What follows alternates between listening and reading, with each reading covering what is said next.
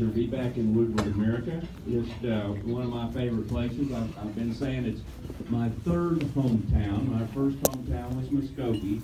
Then I went over to Tahlequah for 4 years, so I claim Tahlequah as a second hometown.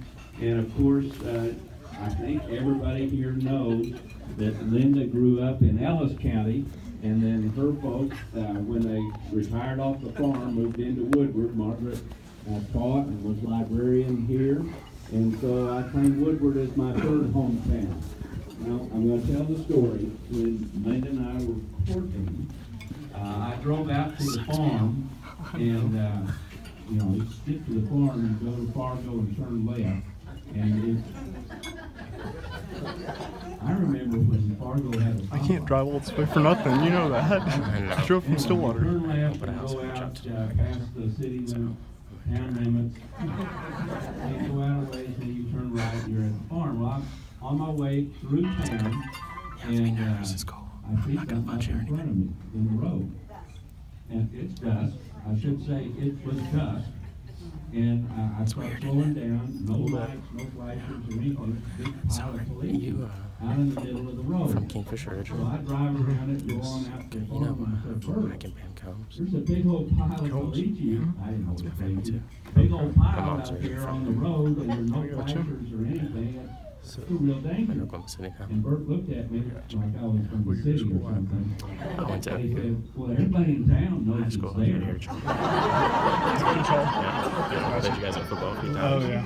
Yeah, that was fun. One of my many introductions to Western Oklahoma.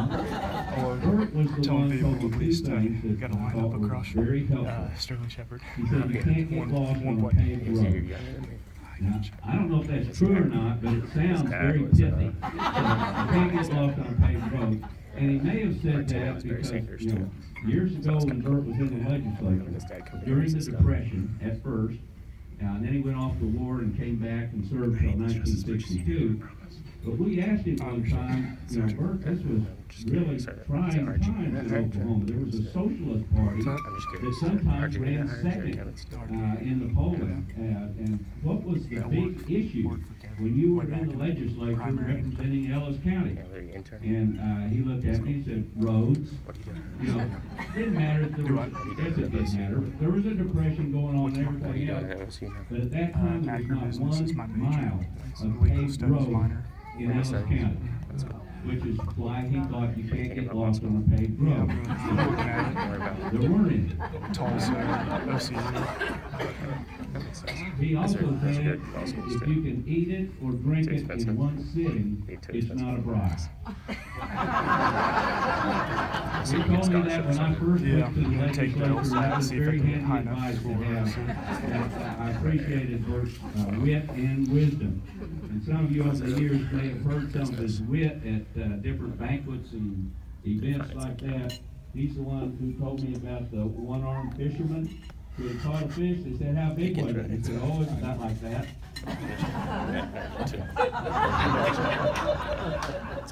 That's a dad joke. Oh, you were sophomore. But we miss Bert Margaret, and we miss being with the good friends that they had. That sat with Margaret at the hospital here in Woodward during the last days, and thank you all for taking care of Margaret in particular. Bert, like the Edmondsons, just tend to fall over and die. They don't linger very long. Okay, now I'm off in the weeds again. The campaign is going well. We feel cautiously optimistic, feel good about it. The polls are close, which we fully expect it to be. And it's a rare thing in Oklahoma for a Democrat in a statewide race this day and age to even be running close. But we feel good about it. Some of the polls have us a little bit ahead, some a little bit behind, but all of them are within the margin of error. And we kind of like that. I told somebody if I can't be 20 points ahead, I would rather be 2 points behind. Because that way our people work a little harder, knock on a few more doors, make a few more phone calls, put a few more yard signs out, because they know we're 1,000 votes behind, and we gotta pick up every one of them between now and the 6th of November. The money to So do it. we're working on that. That Didn't is have 21, DGA 22, support. 23 days from today. So we've got a little work to do, but we've got time to do it. So I feel good about it. One of the reasons I feel good about our chances So, is not a it's good game. thing. It's because of the sorry state that Oklahoma is in right now after 8 years of leadership or lack of leadership that's put us in the cellar in just about every indicator there is. And the most visible is what has happened in our school system. We now have 2,600 emergency certified teachers in the Oh, you system. were Heritage. That's people, they may be honorable, they may be well educated, but they're not fully qualified to teach our children. And they're in the system That's good. today Were you there for 10? because literally thousands of our teachers have either left the profession or left the state because of neglect, not just of teacher salaries. They were very clear when they came to the Capitol that this is not just about teacher salaries. This is about a lack of base support for our schools. No ADA funding increase for 10 years, and total funding had gone down. It was about the number of students in the classroom, particularly in the lower grade, where you really need 20 or fewer kids in the classroom, and we were having 30, 35 kids. And we've lost our teaching assistants, so as teachers trying to do that all by themselves, and particularly in a special needs class, that is extremely difficult to do. I had a lady that I talked to at the walkout who said that her class size was very small, but it was special needs kids. I think she said there were like 17 kids in the class, but she had no teaching assistant. And if you've ever tried to teach State championship against special needs kids without an assistant, she was in tears. She said, I can't even go to the bathroom because those kids need constant attention. We've lost almost all teaching assistants in the system. Just give it to your best The player. teachers that I talked to also said, we need social workers in the schools. These kids are coming to class with problems we were never equipped to deal with. And there's nobody in there to work on those problems, and if we don't work on them, they can't learn. So we're missing that. And they also talk about guidance counselors that are spending all their time giving tests and grading tests instead of doing guidance counseling. So kids don't know what's available at High Plains Career Tech. They don't know what's available in terms of a college where they can take courses at the same time and graduate from high school with an associate degree. They don't know about those things because the counselors are too busy giving tests and grading tests. And it's not just our common schools. By the way, when the teachers said they were gonna walk on the Capitol, I said if the teachers walk, I'm walking with them, and I did. I was there the first day. Try to go to law school right now. My favorite sign, and I know those of you who are there probably have your favorite sign, but my favorite one was the one that said, sorry, I'm I late. didn't know if they could My do law school textbook said students. the Capitol was in Bethlehem. I was thinking about going to the NBA program afterwards, and depending on what worked out, how we did. Yeah. Kids couldn't take them home because It's they needed them downtown for the Oklahoma next City, so it class, should be easy to get. and it's just really tough. So we've got to turn that around. We've got to do better, and I started to say it's not just college schools. Our You like school? colleges and universities You have like been cut OC, more than any other state in the nation. Alabama is a distant second on cuts to higher ed. Our cuts are almost double the percentage cuts in the state of Alabama. And it's not rocket science, where somebody said, Linda quoted, some politician running for something said, it's not rocket science. Transfer. He's a six. He'll be a senior next year. We're It got me my guess. distracted, I don't know where I'm going. I would have seen him in that stud. State appropriation used to be 70% of the budget of our colleges and universities. Today, it's either side of 20, depending on what school you're in. Where's Northwestern? I know it's an hour. and Woodward.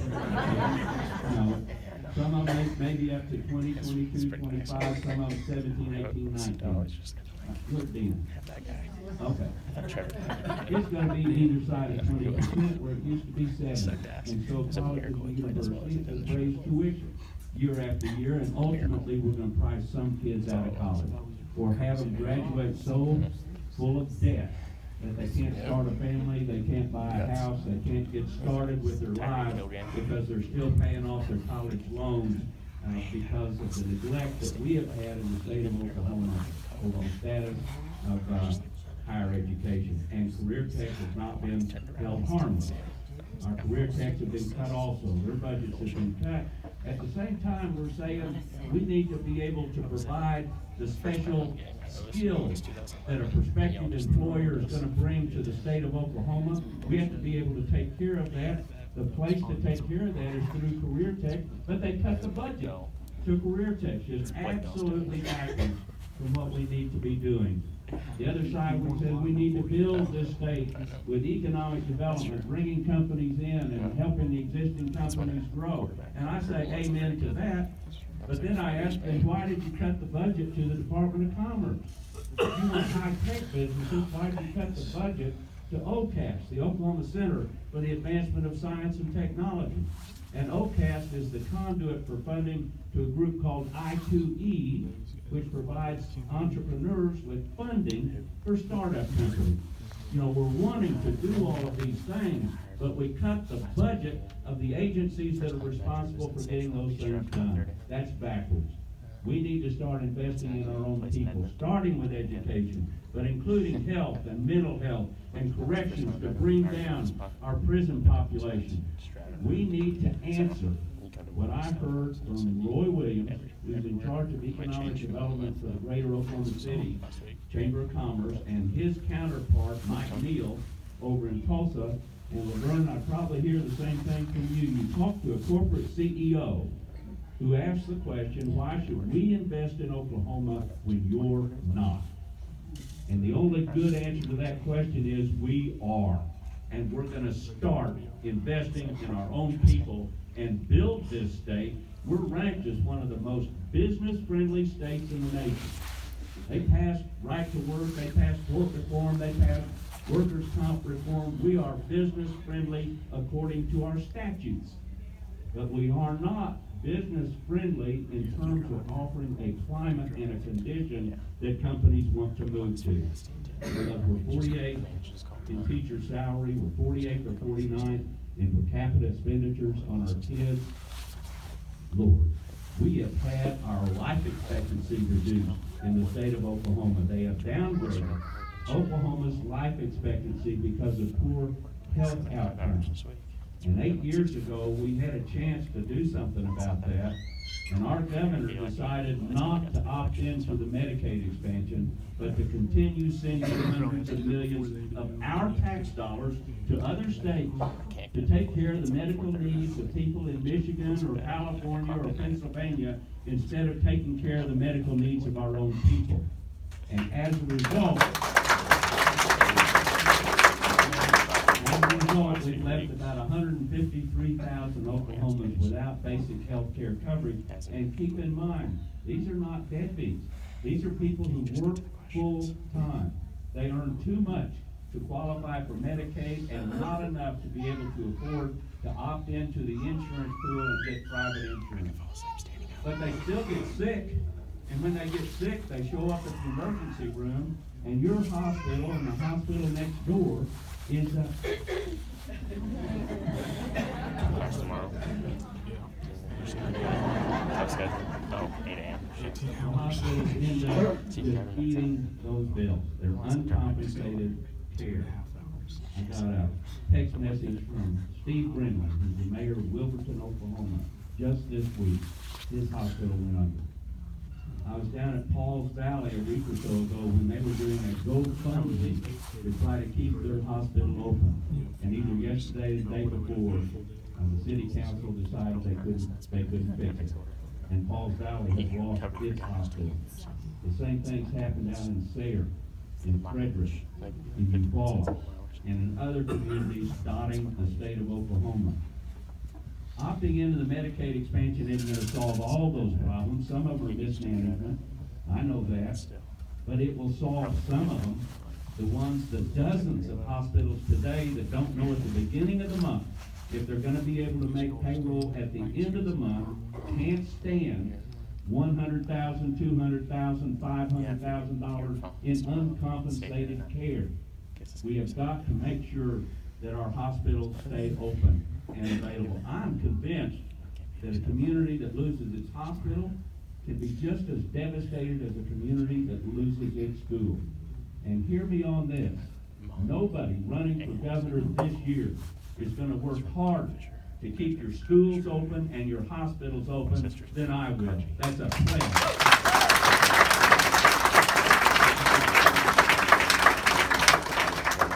I have been talking for a year and a half. It sounds like, it might feel like I've been talking for a year and a half tonight. I've been talking for a year and a half about where we're going to come up with some of the money necessary to do that. Three things. We're going to put the gross production tax back at 7%. It was, I don't think it was wrong to lower it when they lowered it, because horizontal drilling and hydraulic fracturing is experimental. We wanted to encourage it. We wanted the industry to see if it would work, and it worked. And the incentives provided the safety that they needed to engage in that experimental technology. It's no longer experimental. It's now the way they do business. They're extracting billions of dollars in oil and gas from under the soil of the state of Oklahoma. They no longer need the subsidy. So let's put it back where it was at 7%. I don't consider that a tax increase. It is a revenue increaser, but it's putting it back where it used to be. Capital gains. We historically have paid ordinary income tax on capital gains. That's when you have an asset, you keep it for a long period of time, you sell it for a profit, they call that a capital gain. Usually it's stock or land that's purchased for speculation. You think that's where the highway's going to go, or you think that's where Walmart's going to put it in stores, and you buy it, and sure enough it increases in value, you sell it, make a profit, that's a capital gain. That's my lawyer explanation for it. I was getting ready to take the bar exam, and I asked my dad, what is the rule against perpetuity? And he looked at me and said, something you got to watch out for when you're writing a will. Thank you. I'll put that on the test paper, see what I say. Watch out for that. Have I finished on capital gains? Oh. 2005, we made capital gains exempt from income tax on another theory. And the theory was people would reinvest the money that they saved and it would generate more tax revenues than it cost them. Good theory, just like lowering the tax on horizontal drilling, except this one didn't work. The experts that were hired by the Tax Incentive Review Commission said that over a 5-year period it generated $9 million in new taxes. That's good. It cost us $474 million in lost revenue. Not good. So the experts said this one didn't work. We need to do away with it. Go back to paying ordinary income tax on capital gains. Actually passed the state senate, bogged down on the House side. That's the second prong of my revenue measure. To do away with the exemption on capital gains. And by the way, 70% of that $474 million was gained by people who earn in excess of $1 million. So nothing wrong with that. God bless them. But they don't need a tax loophole. They evidently have some already. So we're going to put this one back where it was. The third is the other 50 cents on a pack of cigarettes. It was introduced at $1.50. It actually passed at $1.50, but it didn't get to 75%. So they passed it at $1. I want the other 50 cents. And I say that as a public health measure. The higher the price of a pack of cigarettes, the fewer kids start smoking. Every study has shown that. So if you want your kids and grandkids to live longer, healthier lives, support an increase in the price per pack on cigarettes. And I say cigarettes, that's shorthand. The same tobacco products that were included in the $1 would also be included in the extra 50 cents. Okay, everybody heard that. Still watching. Start. gross production tax, capital gains, cigarettes. Did anybody hear me say I was gonna raise your income tax? Okay. When those cows come back on TV, say that I'm gonna raise your income tax, there's several things you need to know. One, you heard me. I'm here. And if you want to ask me about it, you say, I asked him. He said the same thing. The other thing you need to know is we haven't completed our research, but what we've learned so far, we are convinced that those are out-of-state cows.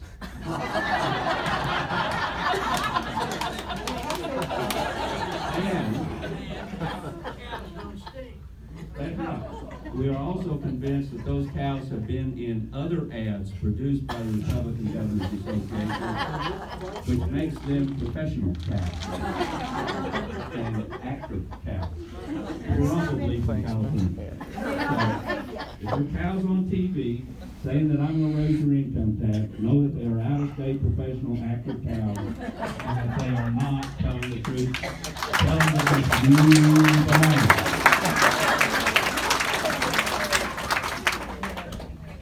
So there's going to be a lot of that on TV. The first one, this is 12 hours after the polls closed in the runoff. Oh no, 6 o'clock the next morning, a wrecking ball ad was on. And, saying Drew's going to wreck the economy, he's going to wreck agriculture, he's going to do this and that, and it had the wrecking ball destroying a red barn out in the middle of the field. Anybody see that ad? Anybody did? That barn had no road leading up to it, no road leading away from it. Whoever made that ad doesn't know beans about barns. And if that barn was actually on a farmer's land, he'd have probably paid me to come wreck ball that worthless piece of structure and get it off his property. Anyway, I saw that day 2 or 3 times and decided if that's the best they can do, we're going to be all right. There could be a lot of that over the next 3 weeks, so just get ready for it. It's going to be on there. But tell people that you know me. You've been knowing me, some of you, for an awful long time. I'm not crazy. I want to fix education. I want to fix health. I want to start making it right for businesses to expand and for new businesses to coming in. I absolutely believe that expanding the economy is the key to a growing state and a growing budget, for that matter. The more businesses we have growing and coming in, the better off we'll do. I also firmly believe that that is not going to happen unless we start investing in our own people. We can't have the Washington Post writing an article saying that we have this town in Oklahoma, we have the town with the lowest life expectancy in the nation, and 2 others in Oklahoma in the top 10. This is Stillwell, Oklahoma. It is Chicago and Utah. All 3 of them in Oklahoma in this century have life expectancies in the 50s. Now, folks, we've got to do better than that. We can't bring down the population of our prisons unless we start investing in drug, alcohol, and mental health counseling. That's not something I'm making up. Every study north of 90% of people in prison have an underlying drug, alcohol, or mental health problem. And for the most part, they're committing fairly minor offenses. They're doing bogus checks, they're doing shoplifting, they're trying to get a little cash to feed their drug problem or their alcohol problem, or they're kleptomaniacs and mentally ill and they're out stealing things. And what happens is we violate the basic tenet that I first heard from David Walters, but I read the same thing quoting a conservative Republican legislator from Texas. The exact same thing that David Walters told me years ago. We have to reserve prison space for people we're afraid of, not people we're just mad at.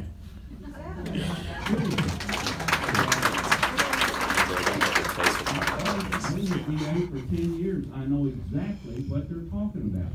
somebody comes in with a DUI or bogus check or something like that, and, you give them a misdemeanor conviction or give them a deferred sentence, and say, don't do that again, and they leave. They come back in with a second offense, and say, okay, this time we're gonna give you a felony, we're gonna give you a suspended sentence, and maybe even some weekends in the county jail, and don't do that again. They come back in a third time with another of the same thing, and third or fourth or fifth time, the DA and the judge get their patience worn out. And there isn't a drug, alcohol, or mental health facility where they can put that person or refer that person. And here's something else that I saw. Over 10 years in DA, two people similarly situated, one of them, the family has resources, and they'll send that kid to Shadow Mountain or some other facility where he can start his rehabilitation, he can get clean, he can get off either drugs or alcohol and get his back on his feet. And when he shows up in front of the judge, he is going to get probation because he's taken the first steps toward rehabilitation. The other kid comes from a family that's not quite that fortunate. He can't even make bonds. So when he comes for his sentencing or his hearing, he has not taken one step toward rehabilitation. He's not been in any drug, alcohol, or mental health counseling. And that boy's going to prison. That boy is going to prison. And so he says, And, he's the best one on the you team. He's can't Spencer's. fault It's a anybody, year. any single said person needs to be in that started, system so- for that result. If that family had access to a drug, alcohol, or mental health treatment facility that didn't cost them arm or leg and was there So for bad, them, I don't think it matters. that boy could have given him treatment before he ever appeared before the judge, or the judge could have said, you need to go to this facility over here and come back in a month and let me see how you're doing. But the facility wasn't there. The facility wasn't there. And we've got to start making those facilities available. Here's the economics of it. $3,000 to $5,000 to treat someone for an underlying drug, alcohol, or mental health problem. $3,000 to $5,000. I didn't say 35. I said $3,000 to $5,000. 20 to 30,000 to lock somebody up for a single year. So it's not that hard to do the math, but it's not only the right thing to do. These people have illnesses. It's not only the right thing to do, it's also the economically prudent thing to do. We will save hundreds of millions of dollars in the long run if we treat the underlying problem instead of simply locking it away. So we've got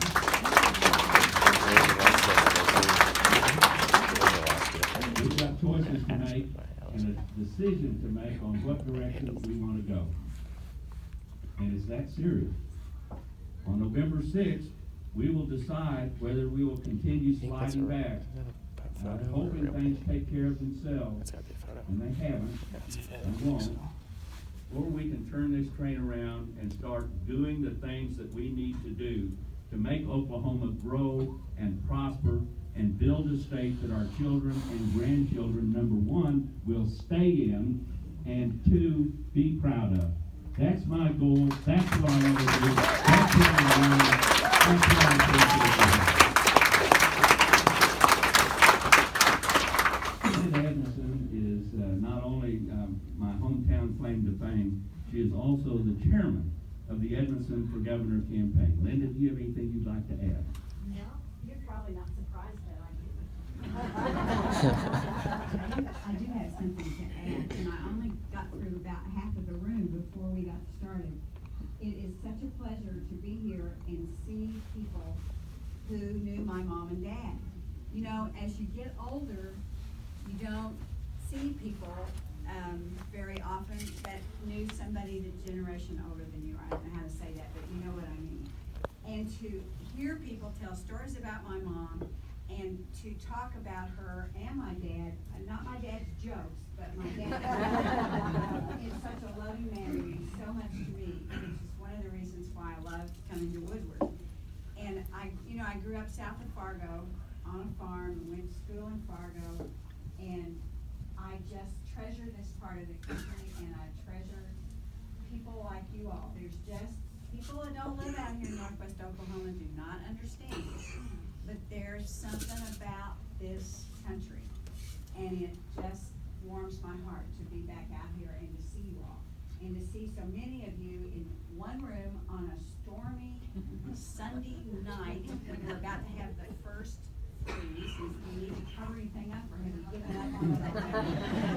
Maybe it drowned last week during the rain.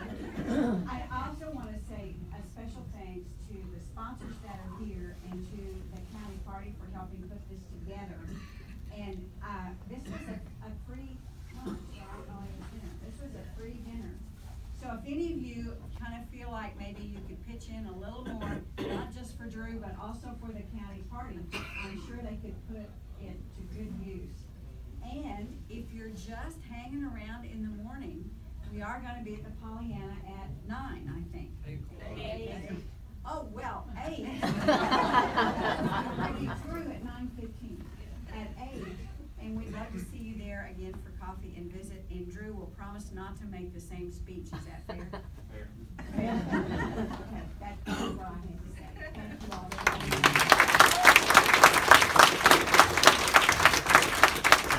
If you're up earlier than that tomorrow morning, should be on K101 Big Country with Doug Williams. So tune in to K101 and all right. Well, that too. Good. I'm looking forward to that.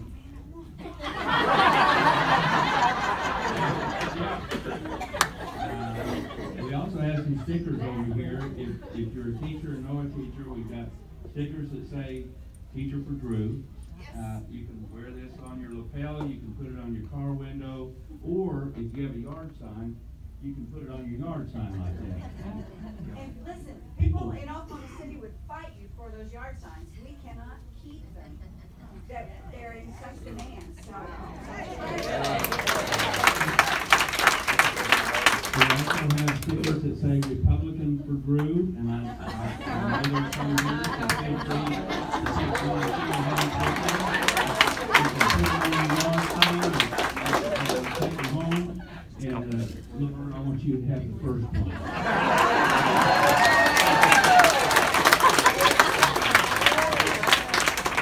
The other thing that happened 12 hours after the runoff election was over, within 24 hours, the next day, we had 1,000 plus new requests for yard signs.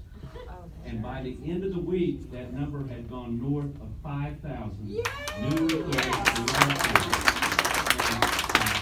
And, we don't ask people when they call up and ask for a yard sign or log on to the website whether they're Democrat or Republican. But I don't know why any of them would have been Democrats. I've been the nominee for 3 months. You know, I believe those were people who are Republicans who were not happy with the choice of their party or their nominee and had been supporting Mick Cornell or somebody else and were ready to come on board. And I think that's a terrifically good sign. I do not say I'm going to turn this state blue. I say I'm going to turn it purple. Because we're going to combine blue and red. The only way to get anything done is working across party lines. I have no doubt that the House and the Senate next year are going to be controlled by the Republican Party. But I do know that there are Republicans that I have talked to that feel the same way I do, and Republicans in leadership positions that say we need more money for education and the other needs of state government than we got back in April with the $400 million that passed in the special session of the legislature in 1010 XX, which sounds vaguely risque.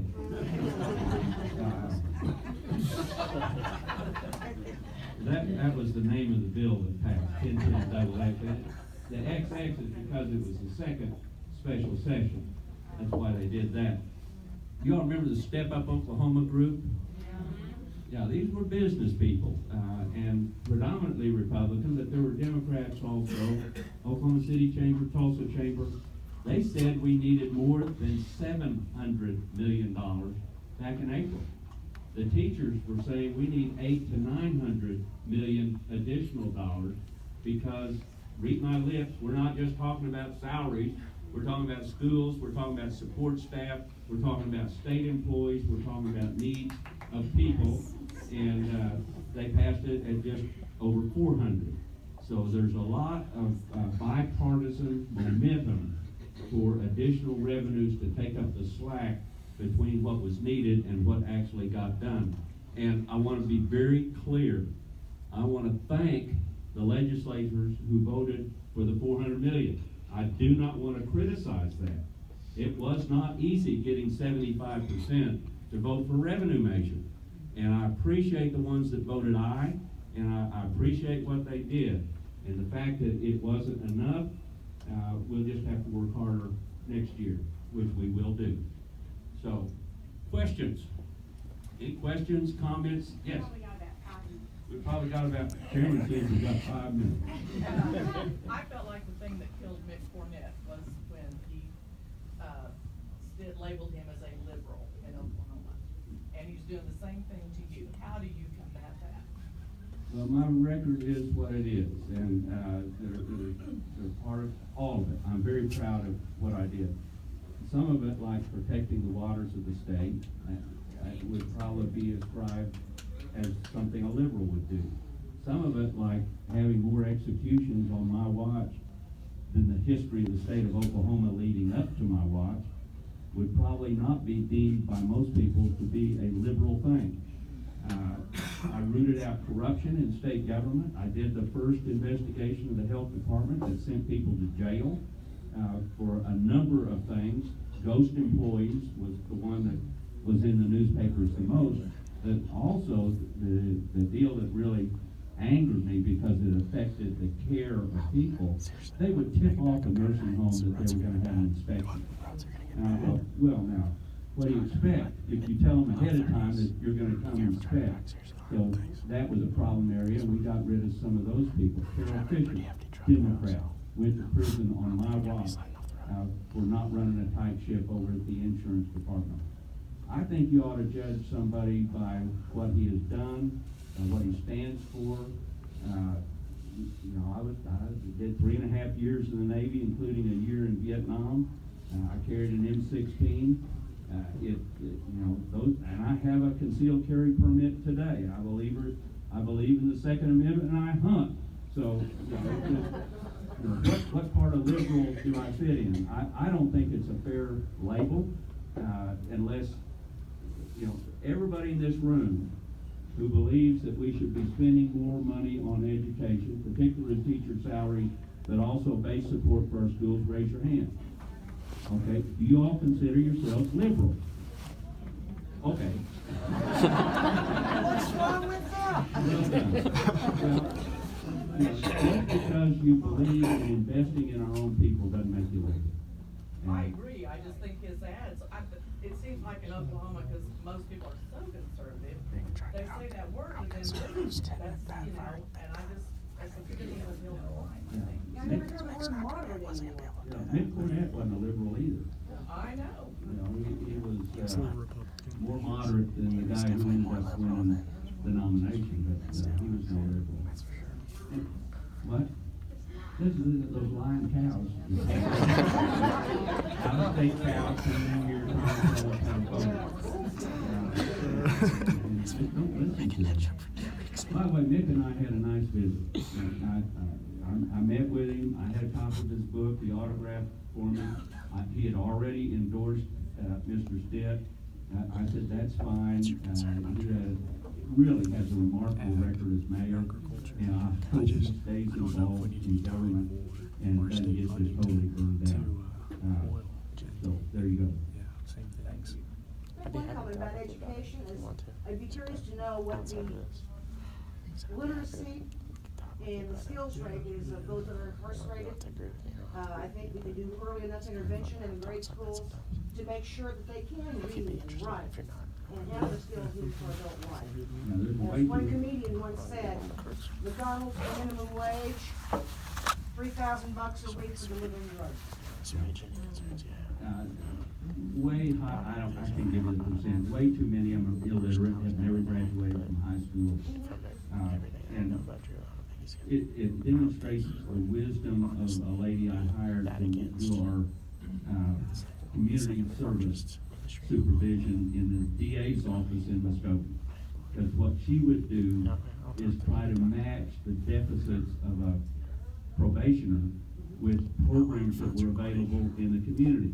So if we had somebody on probation that we were supervising, had to do community service, and didn't have a high school degree, she'd put them in a GED program. Say, that's your community service, not washing police cars. In a GED program, get your high school equivalency. And she did the same thing with drug and alcohol thing. You know, go over here to this AA or NA meeting, and that's gonna be your community service. Get started on that. Very wise woman, and we need to be doing more of that on a state level and not just one DA. Our school system would be our prevention. Yeah. Yeah. Yeah, if our guidance counselors were just getting tests, you know, if they were actually Teachers provide the testing. teachers, make sure these kids were identified and helped. Exactly. Is that the one? Yeah. A young man asked you a question about HSUS and agriculture after the student debate. Yes. And I think it's an opportunity I for had you. 1 minute. I know. So I want you to tell us, I guess just that you're not anti-agriculture, because I know the agriculture industry is being very proactive about that. My first response is, I don't think I could have stayed married for 51 years to Linda Larison Edmondson if I was anti-agriculture. I don't think that would have happened for sure. I am a great believer in agriculture and also value-added agriculture, where we start doing some of the processing here in Oklahoma instead of just blowing the wheat and sending it out of state. I'm a great believer in animal agriculture. We have a problem with the way animal agriculture has evolved over the last several decades. It's not mom and pop operations anymore. It's huge, particularly in hog farms and poultry farms, not so much in cattle. There's still some pretty independent family ranchers out there raising cattle, but the enormity of the hog operations and the poultry operations raise concerns about disposal of the waste. And we butted heads with Seaboard and Pig Improvement Corporation out here in northwestern Oklahoma because they weren't properly lining their sewage lagoons, and they were allowing sewage lagoons to breach into neighboring streams. And we butted heads with them. They reformed, and it's my understanding that they now properly line their sewage lagoons and don't allow breaches into the waters of the state of Oklahoma. And if they keep that up, we have no problem at all.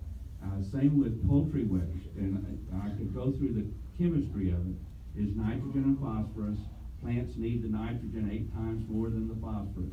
So if you put down as much nitrogen as they need, you're putting down 8 times more phosphorus than the plants can use. It's going to run off and it starts fertilizing the water.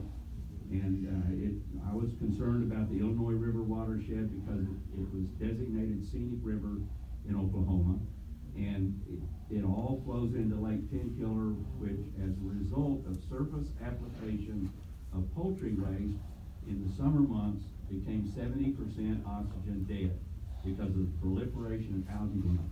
I don't know if any of you have had the pleasure of visiting Lake Tenkiller, particularly in the past, but it used to be a destination lake for scuba divers across the country. They would come to eastern Oklahoma to scuba dive in Lake Tenkiller because of its crystal clarity, rock bottom, rock sides. That is not true anymore. And so it's not a destination site for scuba divers. But by the same token, they fixed their surface application problems, and I have no problem with, the biggest poultry farm you can put in. But they can't just take their waste and put it on the ground because it's going to foul the waters. And we have done some work with them. The quality of the Illinois River and Lake Tenkiller have improved. A lot of that is because of voluntary removal of waste from the watershed, and that's good. The court that we tried our case in front of was fully briefed and completed in 2010, January or February of 2010, and the federal judge has yet to rule. So I can't say it's because of the court ruling that they're doing better, although it may be the fear of the court ruling that's causing it. I think it's primarily price of gasoline. It is more economically